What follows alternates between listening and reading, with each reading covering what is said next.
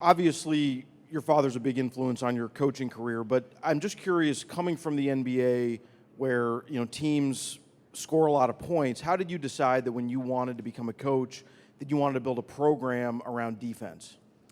I think I saw it, as a player. I was fortunate to Green Bay, where I played for my father. It was a rebuilding situation, so I was part of that as a player, and I watched it even when I was in high school. And then I observed him at Wisconsin when he went there, and I think they'd only been to one NCAA tournament. One NCAA tournament win in it was 40 years. I don't want to misquote, but it was an amazing stat. And I saw him have to rebuild it in the Big Ten and how he did it, and then the same thing at Washington State. So to have that experience, to know that defense can be an equalizer, and use that as important. And I think at all levels, not many teams advance without being strong defensively, even in the NBA. And I knew that's what I knew, and I've seen it work and be successful. And then you always continue to adjust your offense, but that's probably sealed it for me as I watched the success come, and then even being under Coach Ryan for those 2 years, those experiences, watching good programs. Coach, we'll stay in that same part of the room. David from Newport News. Tony, staying on the defense theme, one of the least talked about aspects of your defense is block shots. As you reflected on last night getting 9, how essential were they, and could they loom large again tomorrow night? Yeah, rim protection is so important. The quickness of Auburn, and sometimes your defense just breaks down. So the ability for guys to either erase mistakes, and Momedy's been significant in that, and I know Texas Tech is excellent in that capacity too.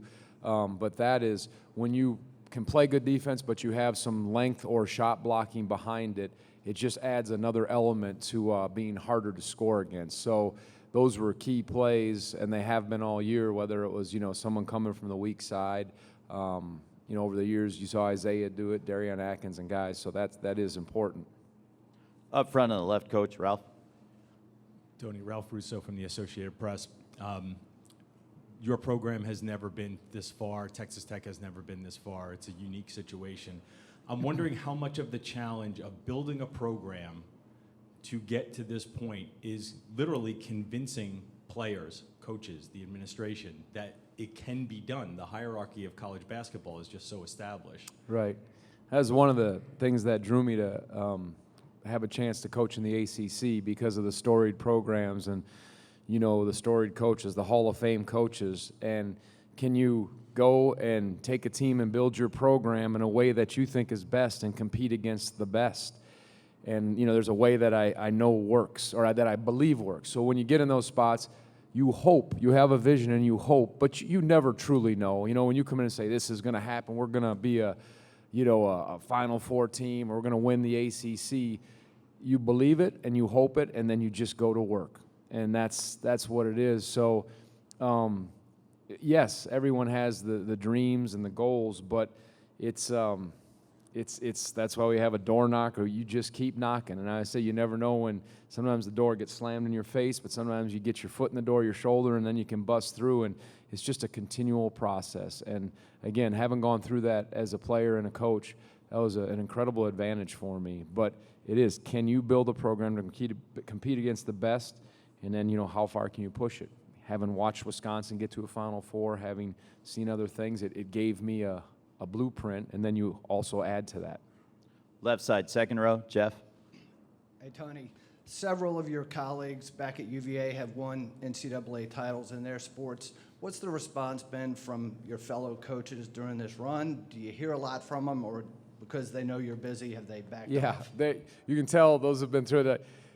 Great job. No need to reply on the text message, because it's the hundreds come in, so they've been through it. But the support you have, the Debbie Ryan when she was there, Joanne Boyle from the women's program, and now Tina, Brian O'Connor, Coach Arenas, all down the list. I can name them all the coaches. It's a close-knit family at UVA, because I think we appreciate how it has to be done there. But there's so many great coaches there, and I remember when I got the job and said, what's the key to building the program? And I listened to them intently about finding guys that fit your system, your culture, and the culture of UVA. Third row on the left. Tony, Sean Gregory from Time Magazine. On Ty, before you secured his commitment, why do you think could you just describe why you think he flew under the radar a little bit as a recruit? He grew a little bit. You look at him, and he's not the most intimidating-looking guy athletically. You say, well, is he quick enough? Can he do things? So I think, did he pass the eye test? Perhaps not, for some of the high majors, and it was early. But sometimes you have to go with your gut. I've been fortunate. I think when I had a coach at Washington State, we had to trust our gut. Sometimes you get it right, sometimes you don't, but you had to say, I think I see it in him, and not be afraid to get those guys. Because if guys are mentally tough and, of course, have the courage and the heart, maybe in certain areas that can be lacking. I mean, there has to be a minimum level of athleticism or whatever it is, but if you see that, those guys have usually they just take off. Most of our guys who haven't been the most highly touted recruiting-wise when I've been at Washington State and now here have just blossomed. Joe Harris, even Malcolm Brogdon, not a lot, and I can go down London Prentice. I just can go down the list, and those are great stories. There's just something in them. But I think maybe that was part of it, and he's obviously just kept going, and there's something in him that is so special. Coach, we're going to move to the right side. Aaron first, then Nancy. Aaron Beard with the AP. Kyle's been very open about his battles to manage anxiety, to kind of keep himself from getting overpressured. I'm curious how you maybe helped him get through some of that, and what stood out to you about the way he handled those issues to get to where he is now. The best thing I can do for Kyle is I pray for him a lot. I do, and I'm there for him. Everyone, we have a saying, be kind, because everyone you meet is facing a hard battle. And, some things you have to work through with yourself and the right kind of help, and he's very honest about it. But I try to encourage him and challenge him in ways and be there for him, coach him hard. But we always talk about encouragement and also accountability, being that way with him. But I constantly think about him, and for all my guys, that's one of the fortunate things. You're kind of it's an extended family, so you are a father figure to an extent to them, and I think about that stuff, and I do that for me. That's really important for him, so that's probably the best thing I could say I did. And then we're together in this journey. I mean, that's the one thing you talk about, being able to go through the highs and lows together, and we've had some. I mentioned the times we've been up here together in tough situations, and then watching him grow through it, and just again thankful that he was entrusted to me for this time, and that's why you want to be a good steward when you have him for the time you get him. Nancy. Nancy Armour, USA Today Sports. Tony, you guys have heard ad nauseum this year about the UMBC loss. Mm-hmm. How gratifying is it to then be in this position, and is there some kind of, karmic payback that you went from that to where you are now? Yeah, I told you, I'm just really grateful and thankful. Heard about it a lot. We knew that, and as I mentioned it, I feel like I repeat myself too much. In a way, it's a painful gift. Like it did draw us nearer to each other as a team. I think it helped us as coaches. I think it helped the players on the court, and then helped us in the other areas that rely on things that were significant. But I think that karmic payback. I don't know. I just, like I said, this journey I knew it was going to be a significant year in all of our lives. I knew that going into this year because of what was going to be coming at us because of that from a basketball standpoint. So I just knew we needed each other. And everything was pretty intentional about this year and how we're going. And did I know we were going to be in this spot after last year? And say what a difference a year makes. I didn't, but I knew it was going to be a really important, marked year for all of us in our lives, and it's certainly playing out that way. To the right of the aisle, Gene. Hey, Tony, Gene Wong, Washington Post. Sort of a follow-up to that.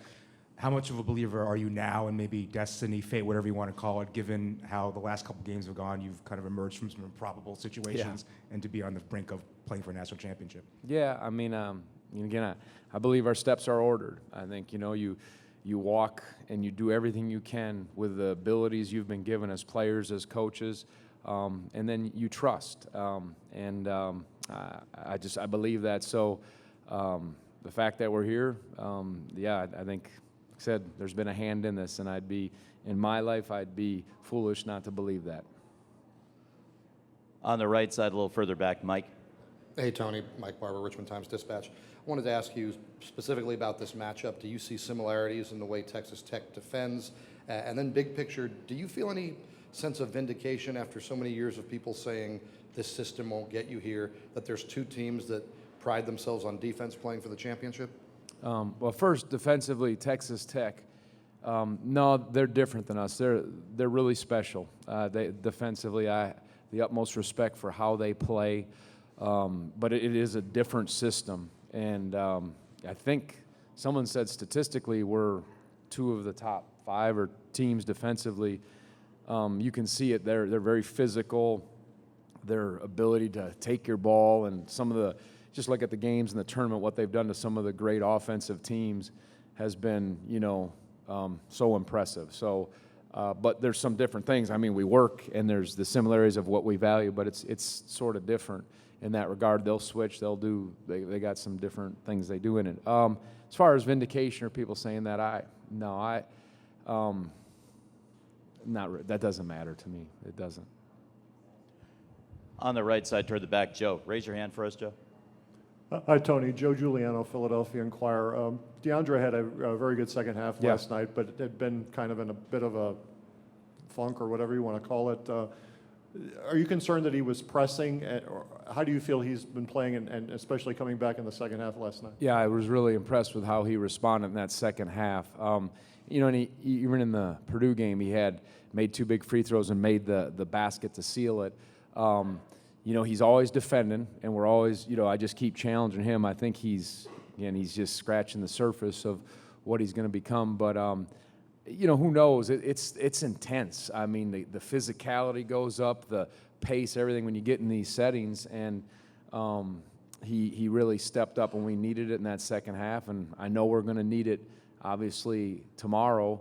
And, again, I think he's hard on himself. If he's missing shots or not helping his team, I think he puts a lot on himself. And we talked about it. Be free, man. Go after this. We need you. Be a player. If the shot's not going or whatever, impact the game in other ways. And that's kind of what we talked about. And I thought he took a step for sure in that game. Toward the front, to the right of the center aisle. Pardon the cliche, but at what point in your mind did Mamadi become a primetime player? Yeah, he's shown flashes of that this year, and there's certainly been stretches, and he's been real consistent, since the NCAA tournament has started for these 5 games, and but definitely in stretches before, and it's just kind of being consistent with it.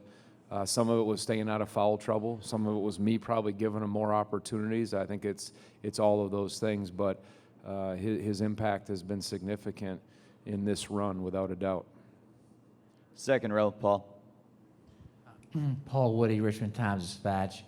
Tony, as far back as ACC Media Day, you had said that you really wanted to get to the Final Four. You really wanted to win a national championship. Yeah. But if you didn't, you'd been through the worst, and you had come through that and survived it. In the back of your mind, I know that in the front of your mind, I know that you want to win a national championship. In the back of your mind, are you not thinking, but aware that if things don't work out tomorrow night, you still have that foundation and you'll still be able to handle it? Well, let's clarify something. I've been through the worst basketball-wise, okay? Let's keep this in perspective. And yeah, it's hard, and we grew from it, but yeah, understand, and that's the one thing, there's going to be, people go through so many hard things, and I understand that. But to answer your question or your statement, yes. Left of the aisle. Thank you, Mark. You're doing yeoman's work up there. Tony, Aaron McFarling with the Roanoke Times. Tony, I understand it was your idea to do the whitewater rafting trip, to choose that. Why did you choose that activity in particular for the team building exercise? And was there anything that you learned about your group dynamics that maybe you didn't know going into that trip? Because it's a blast. Have you ever been whitewater rafting? I mean, come on. And some of our guys were scared to death, so it was even more fun for me to watch them be scared to death. And it was the highest point of the rapids, and we had, our guys' eyes were big. We had a big Dre, I can't remember some of them, I call him up, but it's going to be okay, but no, we just wanted to have a blast. Look, that was the summer. we had worked out hard, and I said, let's do something. We had a little miniature golf tournament. We went to, I can't remember, somewhere in West Virginia the night before. And I just, again, everything was about, let's enjoy this. Let's have fun. And it was ironic, when we got here to Minneapolis, they gave us a paddle. That when we got off the plane, it said the road ends here. And before the Purdue game, I told our guys, I just went through some experiences that I observed and how powerful it was. I said, but one that stands out is when we were on our whitewater rafting trip, kind of the first thing we did after our summer workouts. And literally, they tipped the boat on purpose, and you float down the river. It's one of the oldest rivers, they say, in the world, if you can believe that, where we were rafting. And I remember floating down the river, and you're up, and you're just going. And I remember saying to myself, okay, all right, Lord, what's this year going to bring? I wonder. I remember just like, it was the most beautiful setting, just floating down the river with these guys. And I remember saying that in my mind, and I relayed that to them before the Purdue game. And I said, and I actually got a little emotional to them. I said, here we are. This was on the verge of the Elite Eight game. I said, I'm floating down that river, wondering here, what's this year going to bring? Because it's a significant year. I thought that. And I was thinking, wow, here I am. And then interesting, we come to Minneapolis, and the first thing they give us are these paddles or oars that say the road ends here. So it was kind of significant or a poignant moment for me. That same area, one row back on the left. Tony, Adam Winkler, CBS out of Norfolk, Virginia Beach. I want to ask you about tomorrow, another late tip. What's your day going to be like? What's the routine? And also, you've used the TED Talks. You've used Friday Night Lights. Do you have another bullet left in the chamber pre-national championship? I think we played Oregon at about 10:30. That was a late one. We've played some late games. You push everything back. You keep your routine the same. And, we have something we do at the hotel. So, I don't know if I have another TED Talk or anything. I have to ask my wife. She's the one who gave me the TED Talk back. She was actually at that TED Talk. I think, Paul, you talked to her about it, and then that was 5 years before this, and then after we lost, she's the one who told me. But we'll think of something, but it'll be a joy to get ready for this game. To the right of the center aisle. Coach Jermaine Farrell with WFXR, Fox Philly in Roanoke, Virginia. First of all, I'd like to say I appreciate your spirituality and faith. It's awesome and a blessing. I got to ask you, what's it like for you personally to see a lot of these programs and schools adopt your defensive personality and everything like that, and what you do with your program? Yeah, I don't know how many do. Texas Tech, they do something different, and that was poured into Coach Beard and Coach Adams, and he was under Coach Knight. Coach Knight influenced my father. But I think, as far as our pack defense that some programs use, I think my father established that when he was at Green Bay, and other people probably even did it before him. I think people just are always looking for ways to how can we close the gap against teams that are so talented. And I think, as I mentioned to Dan, I think it was who asked the question, I got your attention now. You looked up. Stop texting while we're doing this thing here. No, I'm just kidding. But defense can be a great equalizer. So, you play against all different kinds of systems. And the game that's the beauty of the game. People put their own little twist on it. But I think, from a basketball standpoint, it's one of the best legacies I think my father left. There's those 5 pillars that many teams have adopted, but, that defensive system. On the right side, Mike. Tony Mike LaPresti, NCAA.com. You've been very open talking about some really important things that have happened in the last year, like faith and family and relationships, sort of an outgrowth from the UMBC game. Are you amazed at all that the impact and the changes in important areas that have come from one basketball game? Well, I go back to, and I talked to these guys the other day. This has been going this is my 10th year. This has been a process for 10 years. I've been humbled so many times in this game as a head coach, and I shared that with these guys when we played in the ACC tournament my second year, and we were up 10 points with 42 seconds and got beat in overtime by Miami. We got to the Elite Eight. It was a great year and lost that. And then obviously those experiences. And the one thing I told them, and again, I use Scripture, and I understand everybody's at different places, but I told them one of the things that we talked about is don't grow weary in doing good, for at the due time you'll reap a harvest. You'll do it. And that's what these guys, they've been so faithful this year, and that has brought so much joy to me and the players I've been under. When they faced adversity in a basketball sense. I'm not talking a worldly sense, a basketball sense. They haven't grown weary in doing the right stuff. And that's not just been from one game. But, yeah, that was a significant game, and I knew the light would shine on them and how they responded would have an impact. But this has been going this is life. It really is, but this is the basketball thing. So, given you and your staff and your program's history of being a top 5 defense year over year over year, how much of a benefit will that be, do you expect, going into tomorrow's game, given that the guys going up, A team playing B team, have not faced the exact same scheme, but have encountered such stifling defense from within the league and within the team? I think when you try to play hard defense, you understand the value of offensively, how mentally tough you have to be, how sound you have to be, and you have to take what the defense gives you. But it's a challenge. When our defense is at its best, it really makes people work to get contested shots. Obviously, Texas Tech, in their own way, they make people work and they swarm. So understanding that, not just saying, oh, they haven't seen our offense. Yeah, they've seen offenses before, so that would be false confidence. But understanding, hey, it takes hard, tough offense, and you work to get quality shots, and then you turn around and play it the same way against them. We'll go up front to the right. Chris from St. Paul, and if this question isn't for the student athletes, we'll take the next one for the student athletes. Chris, go ahead. Yeah, Chris Thomas in St. Paul Pioneer Press. I'll ask Tony this, and then maybe Kyle can also answer it. You've played Tony, obviously, at the highest level. What does it take for a guy like Kyle to step up and have that ability to perform under pressure, hitting those 3 free throws with 70,000 fans and the nation looking on, and then even before that, if he doesn't hit that three-pointer in pressure, doesn't even get to that stage. What does it take to have that ability to perform under pressure? And then maybe, Kyle, could you talk about maybe your ability to perform under pressure? Well, I've been fortunate to watch both of these two young men, Ty and Kyle, over their years do that in different settings and pressure settings. Obviously, in that setting, in the college basketball world, that was as big as it gets. But it doesn't surprise me. I think it just takes to be in the moment.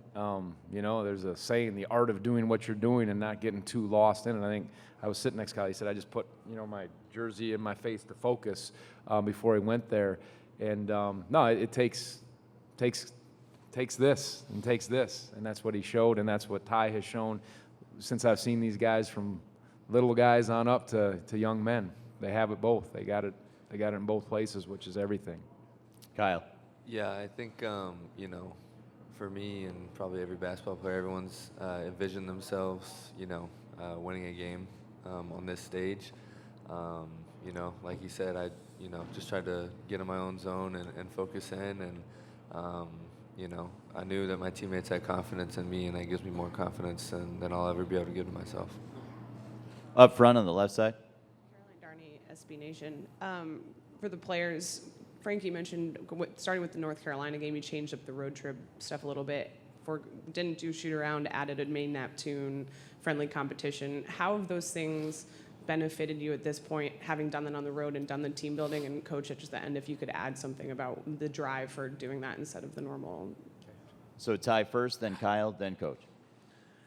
Yeah, I think it was because we wanted to get off our feet more, because from that Carolina game, we were coming off Duke 2 days before, so they wanted us to get off our feet as much as possible and get as much rest. And then, Frankie started playing the piano, and he's so talented in that, so I think Coach just selfishly wants to hear him play. No, but we've been doing so many team bonding activities since my first year here, and this group is as close to the team I've ever been on in my whole life, and that's what makes it so special. Kyle. Yeah, the past 2 years, those teams have been so close, and Ty's right. We've done so many team bonding exercises with Coach, and then with ourselves. We play cards all the time, and I couldn't be happier for our team and what we've accomplished so far. But we still have one more. Yeah, same thing I said about the whitewater rafting trip. It's fun, you know what I mean? And it was. We still do a walkthrough. We do sometimes. Guys will shoot, but we do our stuff. But then it's just to come together and have some fun. And we've done a bunch of different things, and just enjoy that time, and then get ready to play. Again, I think there has to be a balance to it, and just have a good time with it. Back of the room on the right side, Mike.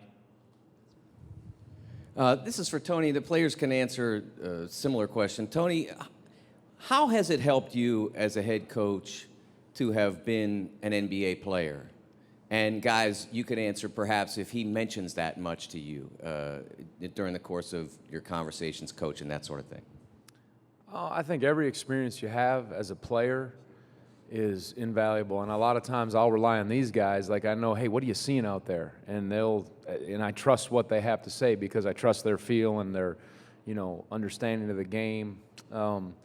Sometimes in recruiting, you can say, hey, I've walked a path you guys want to go. I mean, I played about 13 minutes a game. I was a backup point guard, so I don't pretend like I was this big-time player, but I was in the rotation and I played, so I think that helps guys say, hey, I had to work my way to get there. So I think maybe in some ways, recruiting-wise, it helps. And then just things I learned from watching. I mean, when you play against Michael Jordan 15 times in your career and get to play in the playoffs and go against the players, there's just stuff you figure out. Muggsy Bogues, I got asked that, well, what did you see in Kihei? Well, I saw, Muggsy Bogues live it out, in person for 3 years, and then you just, those things you see. So all that stuff helps. But, I have some good relationships with some NBA people, so I can learn and get ideas from, and I think maybe that stuff helps. I hope I don't talk about it too much in front of you guys, because that would not be good. Yeah, I was just going to say he doesn't really, talk about himself at all. He's so humble and genuine, and the only thing he really mentions about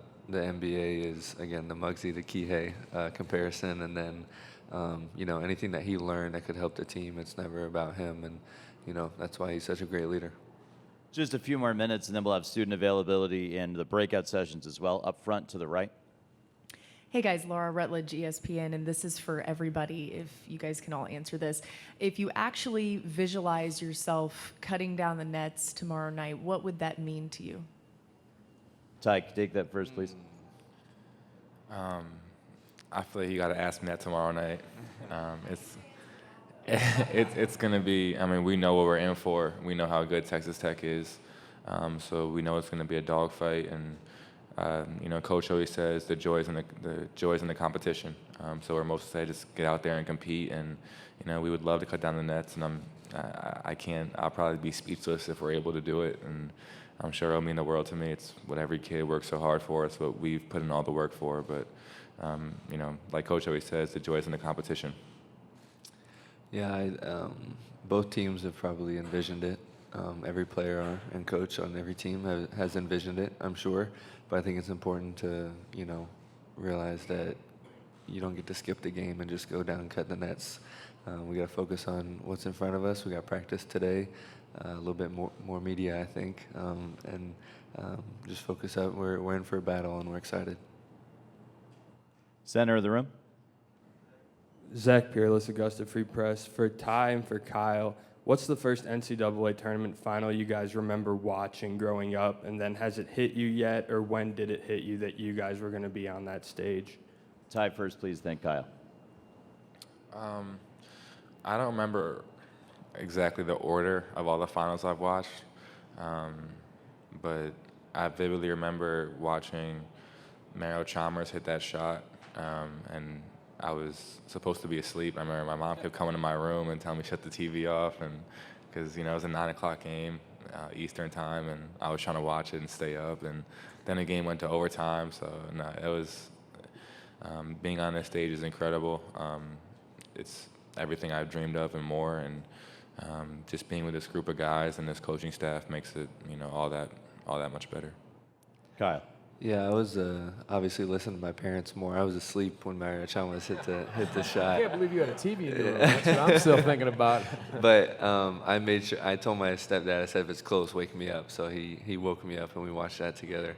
But then probably I don't know, 2007 or 8 with Odin and Conley. Obviously, they grew up close to me, so I was rooting for them. And they fell short, but those are probably two memories the most. Let's finish up in the back of the room with David. Tony, David Teal from Newport News. Just reflecting on what Kyle did last night, what were the most pressurized free throws you ever took as a player, either at Green Bay or in the NBA or in high school? Well, there's been a bunch of them, but I got a kind of a funny story. I got fouled and we were maybe down 2. This is at Green Bay when I played there. I think we were up, down 1 or down 2. And I went to the line, and for some reason, before I went to the line, I just looked back over my shoulder because I knew where my mom sat. And when I looked at my mom, she was like this. She had her hands in her face in her head. I was like, oh, great. And I remember making them, and I gave her the business ever since from that. I'm like, thanks, Mom. You're supposed to believe in your son, but she wasn't looking, so I probably shouldn't have looked. I hope your mom wasn't do that and you didn't look at her. So